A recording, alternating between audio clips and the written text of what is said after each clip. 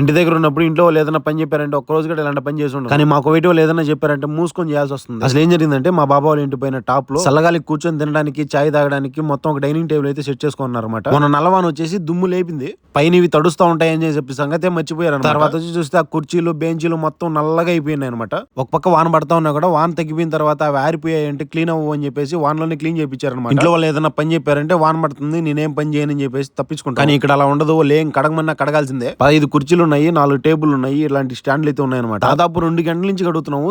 సందు నల్లగా పోయిందనమాట. అన్ని కడిగేసిన తర్వాత ఒక్కసారి నల్లగా కనిపించిందంటే క్లీన్ చేయలేదు సరిగా అంటారు. నడువులు పడిపోయాయి అనమాట. ఆ 15 కుర్చీలు, ఆ బెంచీలు, ఆ టేబుల్ మొత్తం అన్ని కడిగేసి ఒక మూలకైతే సెట్ చేస్తాం. ఇవి మళ్ళీ వానకి తడుచుకొని ఉండడానికి పట్టకప్పేస్తాం సార్ అని చెప్పా. ఇటు సైడ్ గోడారు కొన్ని, ఇటు సైడ్ గోడారు కొన్ని పెట్టానమాట, గాలికి లేకుండా ఉంటదని. అలా కాదు, రేపు సంవత్సరం చలికాలం వరకు ఇంక ఓపెన్ చేసేది లేదు, మధ్యలో పెట్టేసి కప్పేయండి అని చెప్పాడు. మళ్ళీ అన్ని ఈ పక్క మార్చాము, దోలు తీరింది. అసలు చూసారు కదా, మీకు వీడియో అనిపించిందో కామెంట్ చేసి ప్లీజ్ వీడియోకి లైక్ చేసి సబ్స్క్రైబ్ ఉంటా. బాయ్.